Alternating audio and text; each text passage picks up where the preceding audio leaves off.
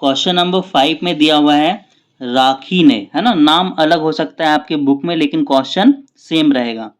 राखी ने 8,000 3 वर्ष के लिए 6% वार्षिक दर से साधारण ब्याज पर उधार लिया। ठीक है, तो राखी ने जो उधार लिया उसका प्रिंसिपल मूलधन कितना हो गया 8,000, टाइम कितना है 3 वर्ष, और रेट यानी दर कितना है 6%, है ना। 6% की दर से क्या लिया है, साधारण ब्याज पर उधार लिया है। ठीक है, तो दूसरी तरफ कौन है, काजल है। काजल जो है उतनी ही राशि, है ना, उतनी ही राशि यानी 8,000 रुपया ही, है ना, उतने ही समय के लिए यानी 3 वर्षों के लिए 4%, कितने परसेंट पे, 4% वार्षिक दर से चक्रवृद्धि ब्याज पर उधार लेती है ना। उसने, राखी ने कौन सा ब्याज पे लिया था, साधारण, और काजल ने कौन से ब्याज पे लिया, चक्रवृद्धि ब्याज पे, है ना। तो जबकि ब्याज वार्षिक रूप से संयोजित होता है, दोनों का ब्याज कैसे संयोजित होता है, वार्षिक रूप से, तो किसे अधिक ब्याज का भुगतान करना पड़ेगा, है ना। इन दोनों में से किसको ज्यादा ब्याज देना पड़ेगा और कितना देना पड़ेगा, यही हम लोग निकालेंगे। तो सबसे पहले लिखेंगे राखी द्वारा लिया गया उधार, है ना। तो यहां पे हम लोग लिख रहे हैं राखी द्वारा लिया गया उधार। ठीक है, तो प्रिंसिपल इसका कितना है, प्रिंसिपल है 8,000, है ना। उसके बाद टाइम कितना दिया हुआ है, टाइम दिया हुआ है 3 ईयर्स, है ना, 3 वर्ष, और रेट कितना दिया हुआ है, रेट दिया हुआ है 6%, है ना। और हम लोगों को इसका निकालना है साधारण ब्याज। तो देखो साधारण ब्याज का फॉर्मूला होता है ना, सिंपल सा फॉर्मूला होता है सिंपल इंटरेस्ट का, है ना। साधारण ब्याज, साधारण ब्याज को हम लोग बोलते हैं सिंपल इंटरेस्ट, क्या बोलते हैं, इसको हम लोग बोलते हैं सिंपल इंटरेस्ट, SIMPLE सिंपल, और INTREST सिंपल इंटरेस्ट। तो सिंपल इंटरेस्ट का फॉर्मूला होता है P फॉर क्या होता है, प्रिंसिपल यानी मूलधन, P into R into T/100, समझ गए। P for principal, R for rate, T for time, और यहाँ पे नीचे क्या 100। तो ये साधारण ब्याज का फॉर्मूला है। ठीक है, तो देखो प्रिंसिपल, प्रिंसिपल कितना दिया हुआ है हमारा 8,000, यही दिया हुआ है ना। तो प्रिंसिपल की जगह हम लोग कितना लिखेंगे 8,000 गुना रेट, रेट की जगह पे हम लोग कितना लिखेंगे 6%, और टाइम, टाइम हमारा कितना दिया हुआ है 3 ईयर्स, और यहाँ पे नीचे में 100 का 100 लिखेंगे। ओके, अब देखो एक जीरो से एक जीरो कट गया, एक जीरो से एक जीरो कट गया, तो क्या बचा, तो अब हम लोग जो है मल्टीप्लाई करते हुए लिखेंगे। मैं पेज को ऊपर कर रहा हूं, ठीक है, तो मैं पेज को यहां तक लेके जा रहा हूं। तो देखो गुना करो, पहले देखो इस 80 को 6 से गुना करो, इस 80 को 6 से गुना करो। 6 जीरो जा कितना होता है 0, 6 8 जा कितना होता है 48, ये मल्टीप्लाई 3 है, इसको अभी रहने दो। अब मल्टीप्लाई करो, 3 जीरो जा 0, 3 8 जा 24, 24 का 4 हाथ में बचा 2, 3 4 जा 12, 12 और बकिया 2 कितना हो गया 14, है ना। तो राखी को ये जो है ना साधारण ब्याज है, क्या निकल गया साधारण ब्याज, राखी को कितना ब्याज देना पड़ेगा 1,440 रुपए। अब हम लोग यहां पर लिखेंगे काजल द्वारा लिया गया उधार। ठीक है, तो काजल ने भी कितना उधार लिया था, प्रिंसिपल सेम था, प्रिंसिपल कितना था 8,000, है ना। टाइम, टाइम भी सेम था, कितना था 3 ईयर्स, है ना। और रेट, रेट कितना था, रेट था 4%, रेट कितना था 4% था।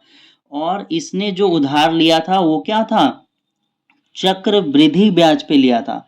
और चक्रवृद्धि ब्याज का फॉर्मूला क्या होता है, अमाउंट, है ना। जब अमाउंट निकालते हैं हम लोग कब, जब ब्याज वार्षिक संयोजित होता है, तो इसका ब्याज क्या हो रहा है वार्षिक संयोजित हो रहा है, तो इसका फॉर्मूला क्या होगा, प्रिंसिपल 1 प्लस R/100 का पावर n, है ना। अब देखो प्रिंसिपल कितना है हमारा, प्रिंसिपल है 8,000 प्लस 1, सॉरी यहाँ पे 1 प्लस नहीं होगा, ये 1 है ना, plus R for rate, rate कितना है 4% है ना, बटा यहाँ पे 100 है, 100 लिख दो, power N means number of years है ना, कितने साल दिए हमें 3 साल, तो यहाँ पे कितना लिखेंगे 3, ठीक है। अब देखो यहाँ पे क्या लिखेंगे 8000 ब्रैकेट, अब देखो ये क्या बन जाएगा, भिन्न का जोड़, बिल्कुल सही, क्या बन जाएगा ये भिन्न का जोड़। 1 और 100 का एलसीएम लेंगे तो कितना आएगा 100 आएगा, एक का टेबल में 100 आता है 100 बार में, उस 100 को 1 से गुना करेंगे कितना आएगा 100 आएगा, 100 का टेबल में 100 आता है एक बार में, उस एक को 4 से गुना करेंगे 4 आएगा, और यहाँ पे पावर कितना है 3, तो इसको सॉल्व करो, ये हो गया 8000 है ना, और इसको जोड़ोगे तो कितना आएगा 104 बटा 100 और पावर यहाँ पे 3, ठीक है। अब देखो इसको हम लोग, ये आपको दिख रहा है ना, तो देखो इसको इधर अब मैं बना दे रहा हूँ, तो इसको अब हम लोग कैसे लिखेंगे, ये 8000 का 8000 लिखाएगा, और ये जो 104 बटा 100 इसको हम लोग कितनी बार लिखेंगे 3 बार लिखेंगे, तो इसको हम लोग लिख रहे हैं यहाँ पे, ये 8000 multiply 104 by 100 multiply 104 by 100 multiply 104 by 100, ठीक है। तो देखो एक जीरो से एक जीरो कट जाएगा, इस जीरो से ये जीरो कट जाएगा, इस जीरो से ये जीरो कट जाएगा, ठीक है। अब 2 का टेबल में 8 आता है ना, 2 के टेबल में 8 आएगा 4 बार में है ना, और 2 के टेबल में 10 आएगा 5 बार में, ठीक है। अब यहाँ पे देखो ये 2 के टेबल में 4 आता है 2 बार में, और 2 के टेबल में 100 आएगा 50 बार में, अब ये 2 पूरा कट जाएगा और ये कटेगा कितने बार में 25 बार में, ठीक है। तो ये जो 4 और 2 मैंने नीचे लिखा है, आप कहाँ लिखोगे ऊपर लिखना, ठीक है। तो देखो क्या बचा, ऊपर में क्या बचा देखो, तो ऊपर में बचा 104 मल्टीप्लाइड बाय 104 मल्टीप्लाइड बाय 104 है ना, ऊपर में यही 3 बचा, और नीचे में क्या बचा 5 इंटू 25, 5 का टेबल या फिर 25 का टेबल आप 5 बार पढ़ोगे है ना, 25 को 5 से मल्टीप्लाई करोगे तो कितना आएगा 125 आएगा। तो अब इसको सॉल्व करो, ठीक है। अब देखो इन दोनों को मल्टीप्लाई करोगे 104 को 104 से, तो जो आएगा इन दोनों को गुना करने पर उसको किससे गुना करना पड़ेगा 104 से, जब आप है ना 104 से फिर उसको गुना करोगे तो आपका फाइनल में ये आने वाला है 1 1 2 4 8 6 4 है ना। जब आप इसको इससे गुना करोगे फिर जो आएगा इन दोनों को गुना करके उसको इससे गुना करोगे तो आपका इतना आएगा, और नीचे में कितना है हमारा 125 है ना। फिर आपको 125 से इसको क्या देना पड़ेगा भाग देना पड़ेगा, और जब भाग दोगे तो आपका फाइनल आंसर निकल कर आएगा 8998.3, और ये हमारा क्या है मिश्र धन है। तो अब हम लोगों को क्या निकालना पड़ेगा चक्रवृद्धि ब्याज है ना, कि कितना रुपया ब्याज होगा। तो देखो यहाँ पे हम लोग लिख रहे हैं चक्रवृद्धि ब्याज, ठीक है, चक्रवृद्धि ब्याज। तो चक्रवृद्धि ब्याज का जो फॉर्मूला होता है वो क्या होता है अमाउंट माइनस प्रिंसिपल। तो अमाउंट कितना था, अमाउंट हमारा कितना निकला है 8,998 रुपया 30 पैसा, इसमें प्रिंसिपल माइनस करेंगे। प्रिंसिपल कितना था हमारा, प्रिंसिपल था हमारा 8,000, तो कितना आएगा 998.3, ठीक है। तो देखो काजल को कितना भुगतान करना पड़ रहा था, आपको याद होगा काजल को 1,440 रुपए का भुगतान करना पड़ रहा था, और सॉरी क्या नाम था राखी, राखी को कितना भुगतान करना पड़ रहा था 1,440 का, और काजल को कितना भुगतान करना पड़ेगा 998 रुपया 30 पैसा है ना।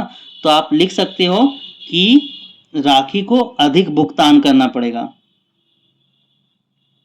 यहीं पे लिख दे रहे हैं है ना, क्या लिख रहे हैं कि राखी को है ना तो कितना अधिक भुगतान करना पड़ेगा ये भी बताना है ना। तो आप यहाँ पे माइनस कर लो, है ना, 1440।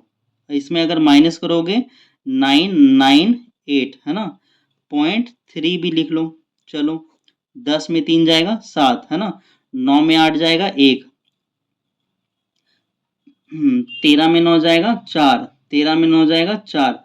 तो यहाँ पे राखी को 441 रुपया 7 पैसा अधिक भुगतान करना पड़ेगा। यहाँ पे लिख दो अधिक भुगतान करना पड़ेगा।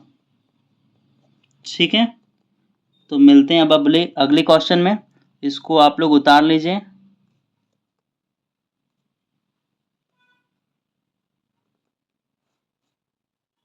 चलो ये परफेक्ट है।